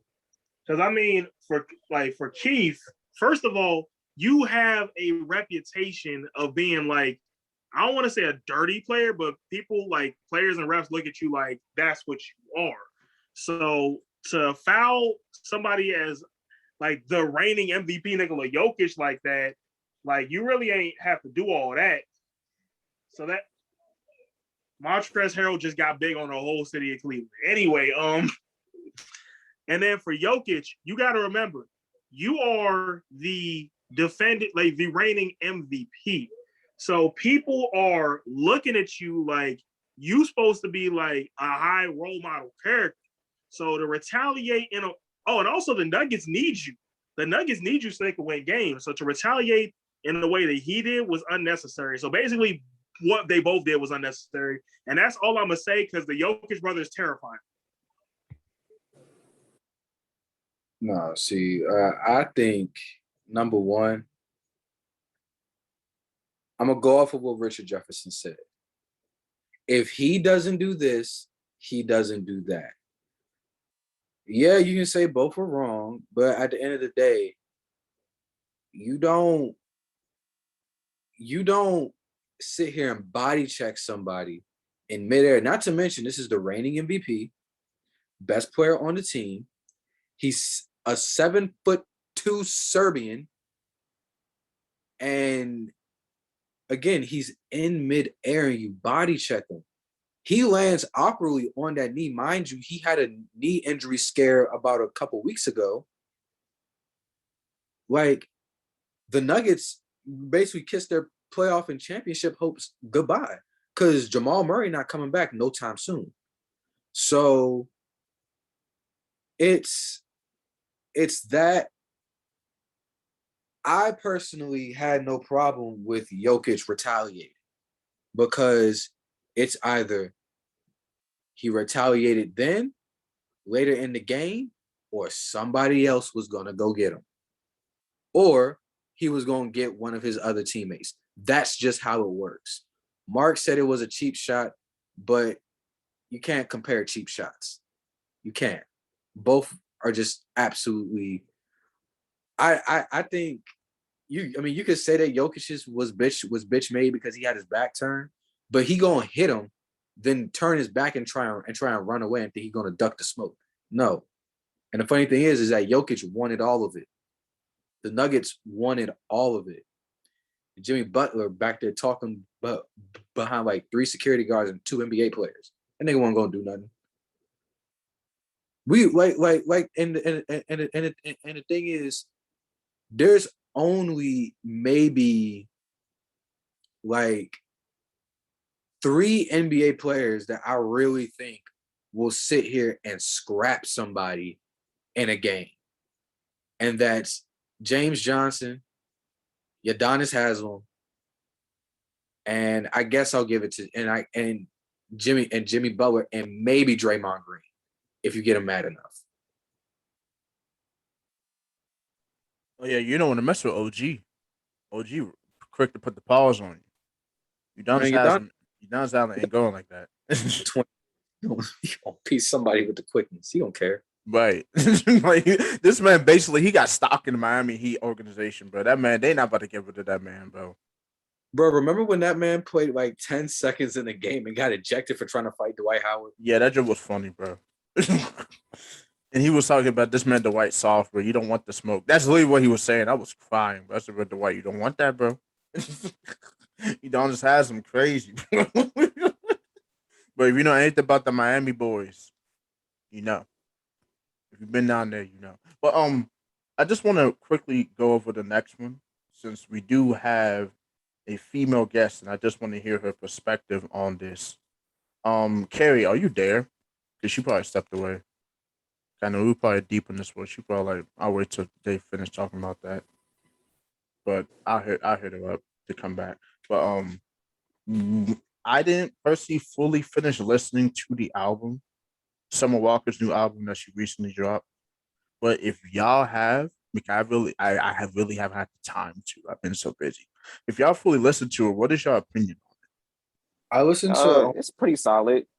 I listened to only a few songs, and I'm gonna just say this: there's a bunch of shit out here that we listen to that's just straight, just I don't want to say shit, but to me, it's just it's people. I mean, it's music, but it's just people just rapping about stuff it? that they ain't been through.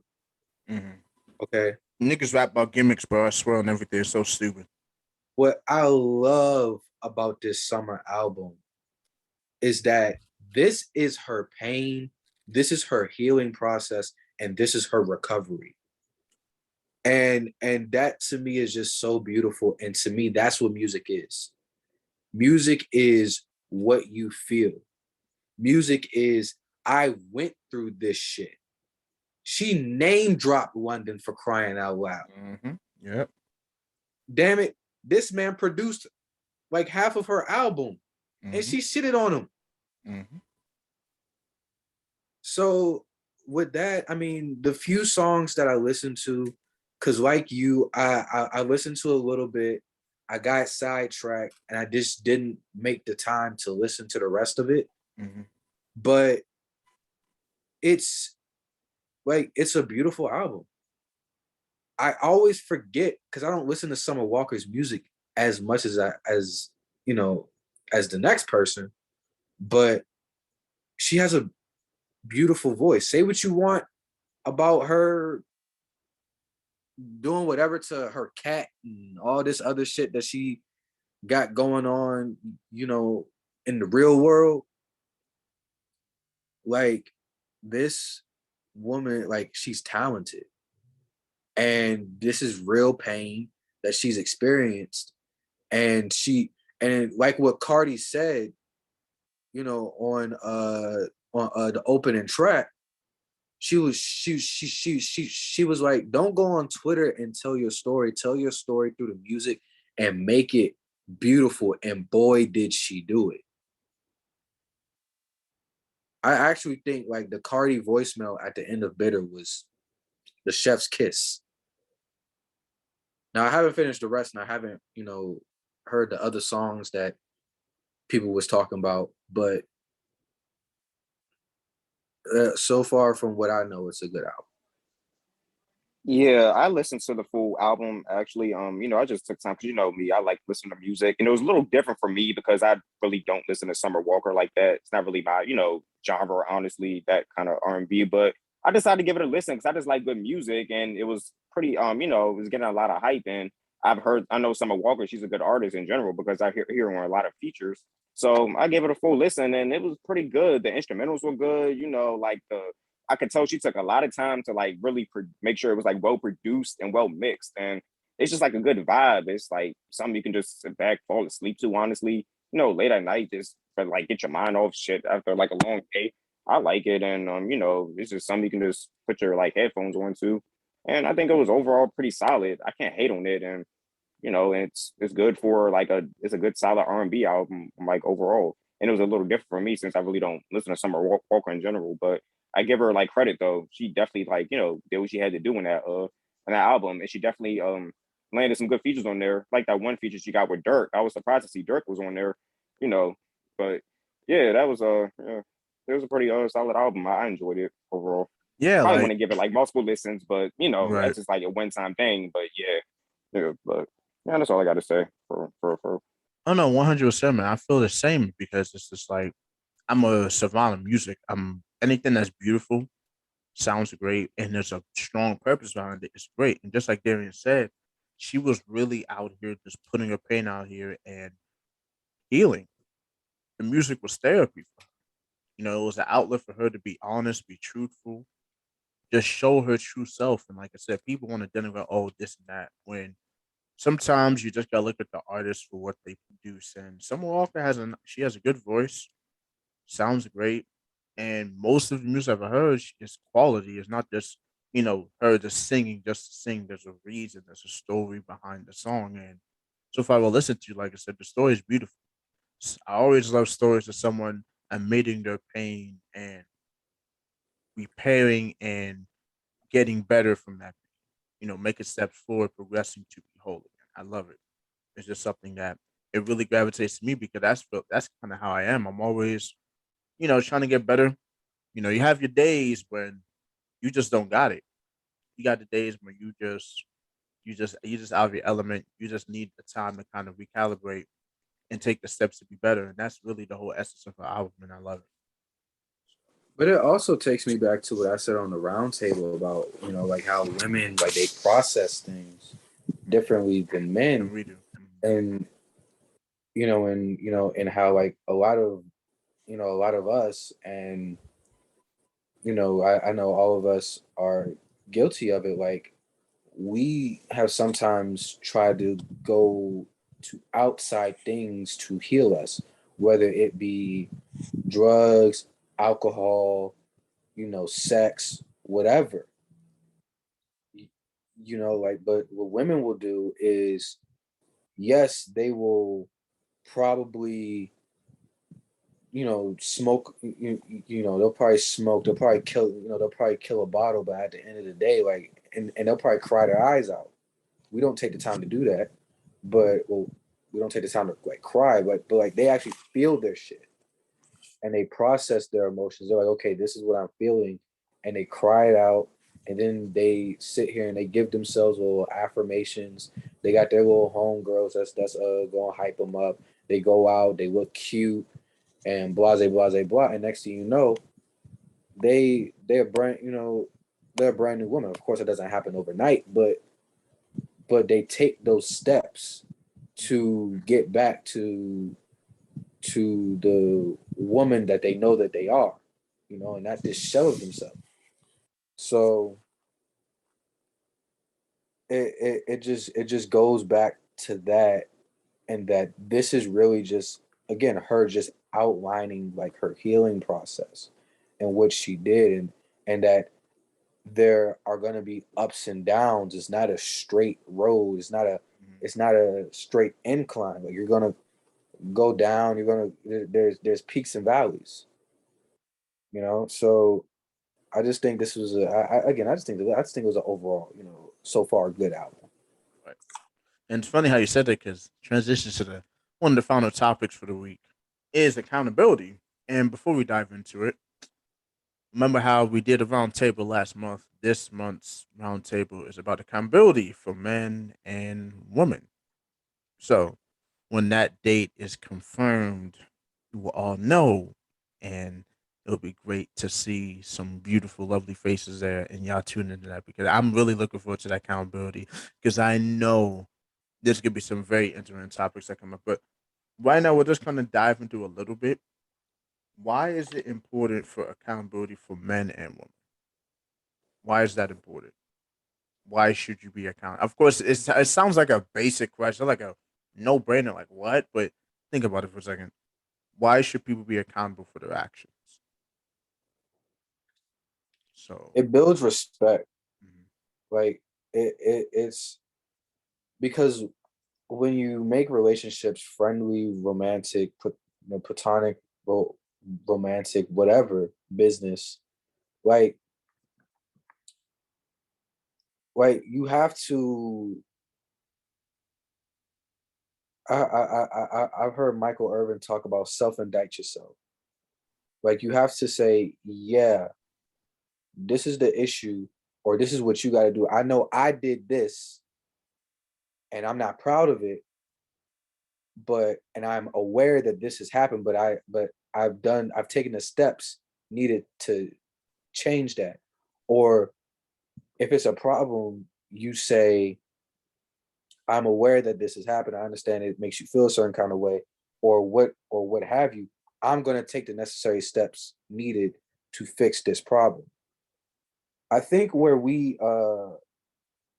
it comes to that, I think where people kind of get things twisted is like, especially if it's something that's just done very subconsciously,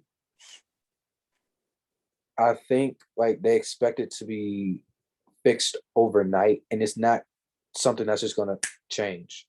It's not a switch. You have to condition yourself, and again, hold that person accountable.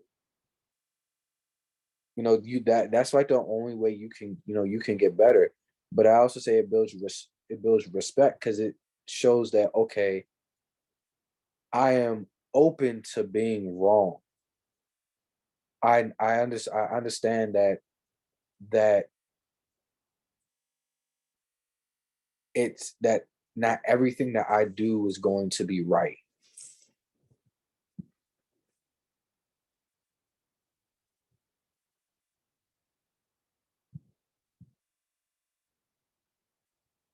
And I agree.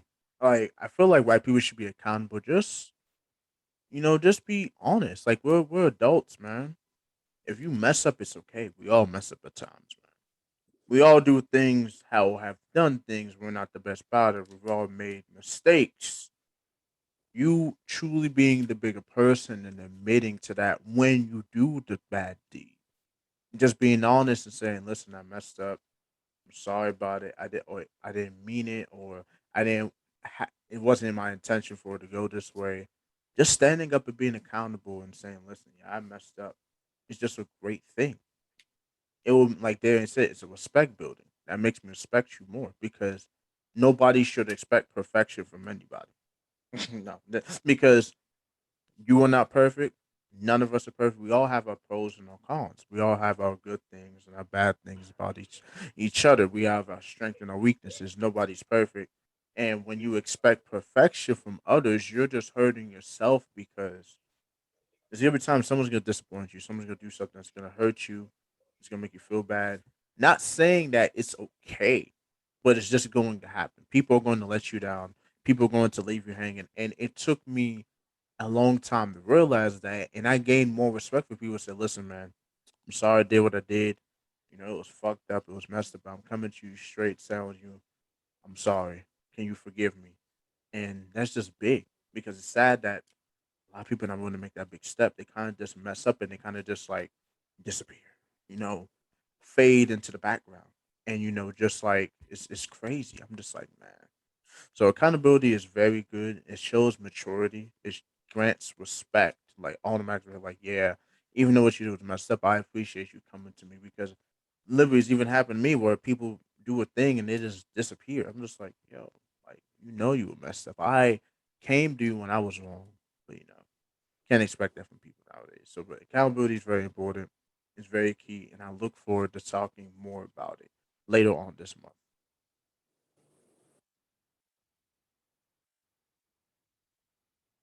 All right, so basically, my take on the whole accountability thing, like Darien said, it's about respect. Like Sanfa said, it's about honesty. But really, I feel like the main thing people get wrong about accountability is they feel like you only have to be accountable for it makes you look to other people. But really, accountability is to be honest with yourself. Like that's the biggest part of it, so that you can't just be out here doing whatever. There are consequences to your actions. That if you want to get to where you need to go and you're not there now, that there's something that you might need to change. And you're willing to change all of that about yourself. You're willing to make yourself better. And like you don't really believe that like you're the perfect person, because if you spend your time trying to be perfect, you're just wasting your time. So we're all human. We all make mistakes.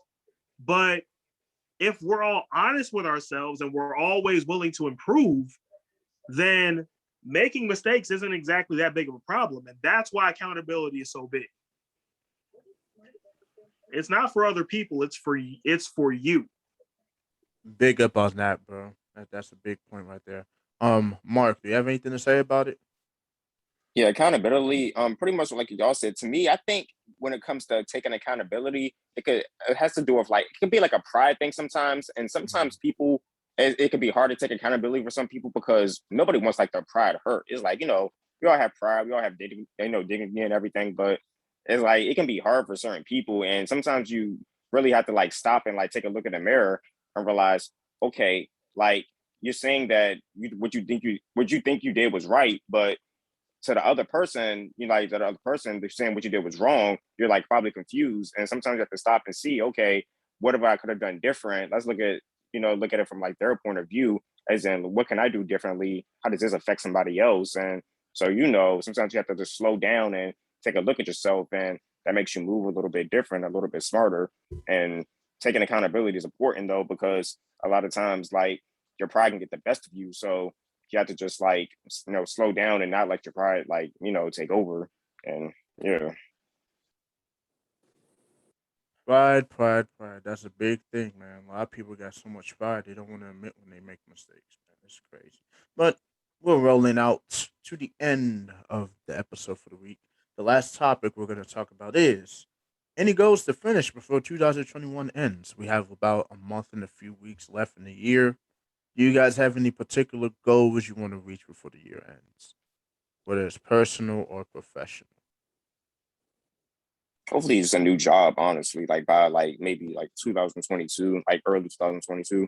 I've been like in the process of doing that, been connected with the right people, with the getting my resume professionally updated. Shout out to the Missio group. They're a good group that professionally updates resumes and keeps you like keeps you like plugged into like different LinkedIn opportunities and other job site opportunities. So and you can actually pay them to professionally update your resume for a particular jobs you want. So yeah, hopefully by the goal it's just like getting that application and hopefully have some new like professional job opportunities lined up for me by early 2022 to end 2021 to get something that was lined up for the next year. And that's all. That's great. That's great, man. I'm kind of in the same thing where I kind of already cheated because I am getting my old dialysis job back. So that's awesome. I've been fighting, trying to figure out to get that job back for about 2 years now. So Let's make a thing. go. Hey, that's what's up. So yeah, I'm happy Yes, about that. sir. And also, my other goal is this is more of a personal goal. Like I said, I'm doing What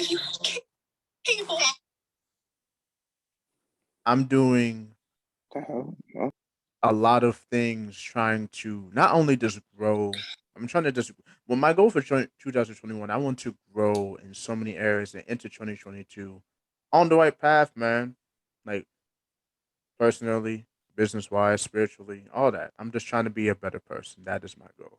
I want to be the best person I can be because I just feel like next year is going to be not only the year for me, not only the year for this podcast, just like a year where a lot of beautiful things are going to happen.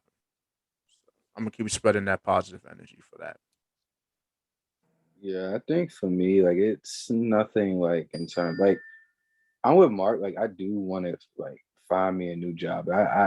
But in terms of like for what I actually want, there's so many steps I have to take, and I think for me, like my biggest journey, like for 2021, was really just to get my mind right and to get better, like to get into a better mental place, so I can really like just enjoy, like really just enjoy life. Because I'm gonna be real with you, like this, like you ever feel like you kind of just like you're just there. That's kind of where I've All the been. time, Yeah, all the like time, all the time.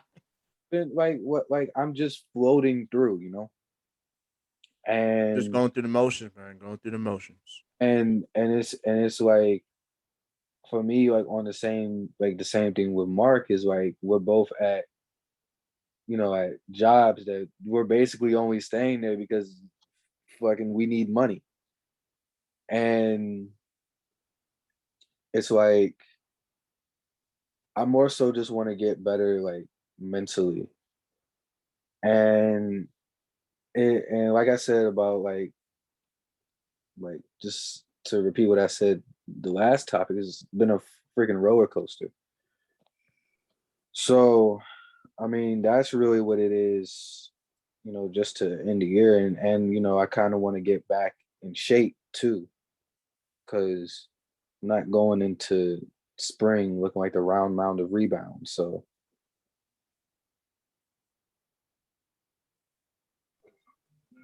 I mean, I don't really think I have any more goals for the rest of 2021. I mean, like I'm gonna do a couple like football calls again. I'm gonna do a couple basketball calls for Bowie State. Maybe lose a couple pounds. I don't know. Like I don't. It's not that I'm not motivated. It's that I don't see why I have to get anything done in 2021 that I can't just do in 2022. Like that's the. That's an interesting mentality. Kari, you came back at a beautiful time. We're kind of at the end right now. So basically the last topic was, do you have any goals before the year ends? As you see that it's about to be Thanksgiving, Christmas My is goal gonna is to roll lose in. 10 pounds before Thanksgiving so I can gain it back on Thanksgiving. I'm kidding. Oh my goodness. I'm kidding. I cannot with you. You are. Actually, I do want to lose weight before Thanksgiving, but that's actually part of the reason why I'm not gonna lie. But that I just want to lose some weight. That's why not. I like losing weight. Gaining it back and losing again is always fun. Yeah, I have other goals too, but that's private. I don't talk about my goals till they're done. Understandable. You don't brag about it till you get the victory dance. I completely understand that. That's I heard you. All right, everyone. We are basically at the end of the episode. Like I said, I appreciate Kareem. I appreciate D-Man. Like I said, they had to leave early. And I appreciate Karii as well for joining. This is great. Had some very interesting conversation. Definitely settled that Vax versus non-Vax debate for now. We never know when that thing's probably gonna rear its ugly head again. It's gonna be great. Shout out to the support. Shout out to the people sharing. Shout out to the heads that are being turned. Shout out to all of you lovely people listening.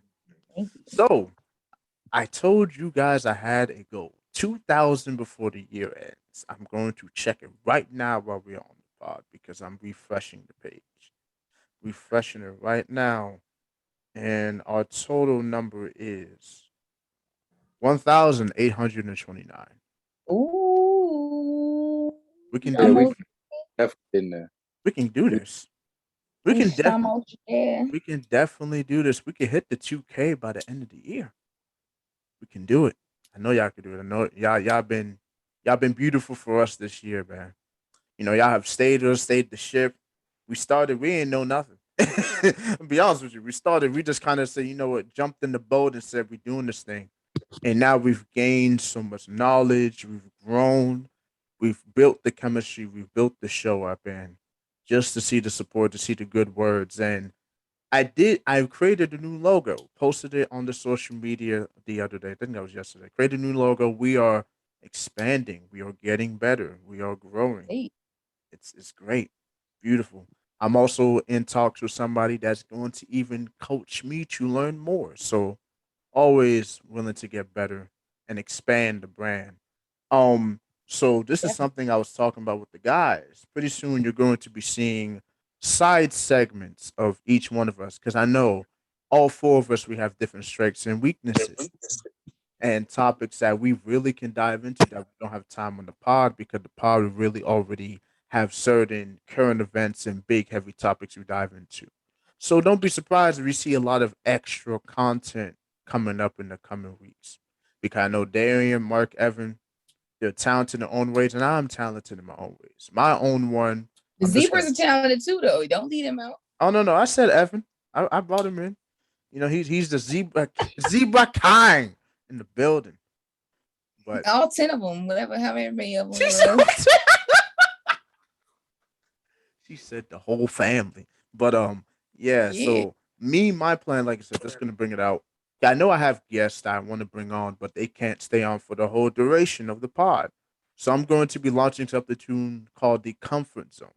Me, 1v1 with a guest. We chop it up for 30 minutes. Kick back, relax, have a great conversation. 30 minutes, easy, digestible content. So that's for me. I don't know what they have planned. I know they're going to probably implement it the way they want to, but we appreciate the support and we'll also appreciate the continued support. Do you guys have anything to say before we close out for the week? Nope. DMV Zebras on the road to a perfect undefeated fantasy season. Oh We the man, best. he actually named his fantasy team the Invisibles, y'all. He's not capping. Arsenal has moved from the bottom of the table. They're in the top 5 now, so I've been pretty happy. We done won like 3 straight. Don't suck anymore. But yeah, y'all gotta understand. This man's been saying "fuck Arsenal" for months. I know he's feeling himself. It's been years. Been years. I've been in sadness. Oh man, Well, all right. Like I said, we are out. You guys have a beautiful, lovely, amazing